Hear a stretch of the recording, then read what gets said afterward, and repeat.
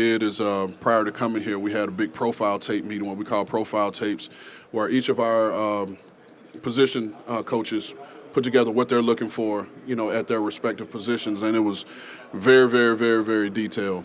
And we were in a unique position that all of our scouts, with the exception of 2, live in Nashville. So we had everybody come in the building, and we got in our team meeting room, which is the big enough space to hold everybody.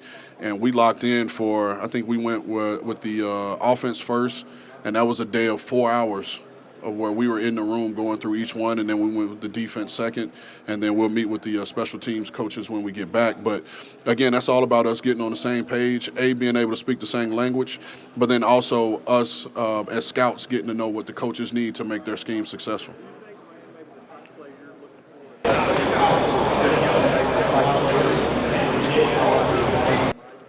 Yeah, so it's going to be a little bit of a difference. I think there's going to be some carryover on defense, just in terms of structure, but the style will change a little bit. And then I think offensively it'll change, which is where you got to give our scouts grace. They've gone from post-draft last year throughout the entire fall of scouting for one scheme, and then now we're asking them to flip, on the drop of a dime and adjust.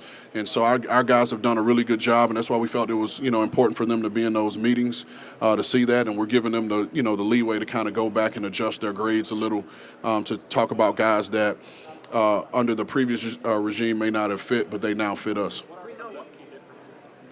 I won't get too deep into it, just because we're a new staff and nobody's seen us play yet. But there are subtle differences. Like I said, the structure of it being an odd front team, a 3-4 team, if you will, is going to be kind of similar. Our defense has been good, these last couple years, and it's kind of what the organization has hung its hat on. So we're going to look to keep that going. But there'll be some subtle changes that'll be noticeable when we get out on the field. Offensive linemen can change, going from outside zone to an offense that Brian used that had a lot of inside zone and shotgun, and those characteristics and prospects. Well, we got a guy named Bill Callahan, a.k.a. Big Coach, who's one of the best in the business. And I really wish you guys could have seen his profile tape, meeting. It was a clinic. It was a clinic, and everyone left out of there minds blown, and coming to the realization that we still got a lot to learn, to come in and what it's going to take to play for him. But I think for a guy like that who's been such a strong developer, of talent at the O-line position, it gives us a little leeway, to bring some guys in and him having a plan on how to develop those guys and get them out on the field. How much do you weigh his ability to develop talent when you're measuring a polished, ready to plug and play prospect versus a guy with? No, I mean, it's weighing what's the best option for us now and where we're taking that, right? So you would want, if you're picking in the top 10, you want about as close to a surefire thing that you can find, which we won't know that for another 3 years anyway. But then there are spaces later in the draft where you could take a developmental guy because you have someone that can develop him. But you mentioned a couple times having all your scouts close. Is there a downside to that where they're not kind of out in the middle of their territory on a more regular basis? No, I mean that's a good question. I would say no, just because of what social media is now, and the way you can have access to information on your phone. But most of those guys, they live in Nashville, but they spend a great amount of time in their areas. But I don't think it hurts us at all. Are there guys that are holdovers here, maybe that get a new lease on life under Bill, that maybe didn't quite fit or didn't quite perform the way they needed? Yeah, well, we have a lot of guys under contract that were here last year that'll get the first opportunity to work with Coach Callahan. But just like anything else, we're going to look to continue to add to that room that allow us to get the best 5 on the field. But if you're comparing, let's say at the top of the draft, like an offensive line prospect, maybe a little bit higher ceiling, one who's maybe a little bit more ready to play now, does a Bill Callahan make you think more about the ceiling?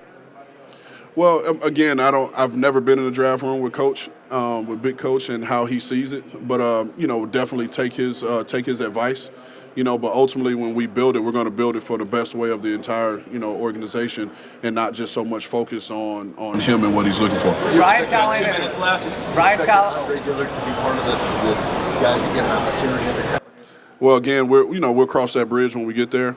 Just again, staying consistent about keeping family business in house. I think I think it's documented. Dre didn't play as well as he probably would have wanted or the way we wanted, but nonetheless, he's still a talented guy that has some physical traits that you can't find.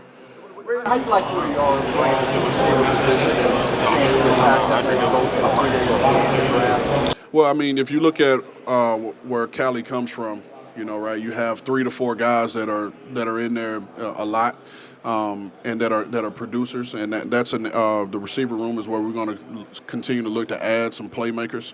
Like I said before, we're looking to add playmakers, on both sides of the ball. We need to have people that can put the ball in the paint, and score points for us, and we need people that can take the ball away and create more opportunities for us to score. Brad, one of the things that you talked about when you first hired, before you hired Cali after the Rabel fire, was that division. You didn't say what it was today.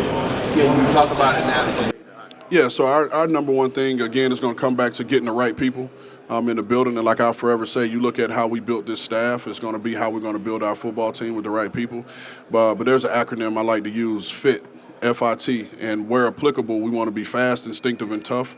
If you look at a position like O-line, D-line, you don't necessarily have to be fast, so that F, transitions to being fundamentally sound. And so we think those are the 3 things that you're going to need to build a good football team moving forward. Either being fast, instinctive, and tough, or fundamentally sound, instinctive, and tough.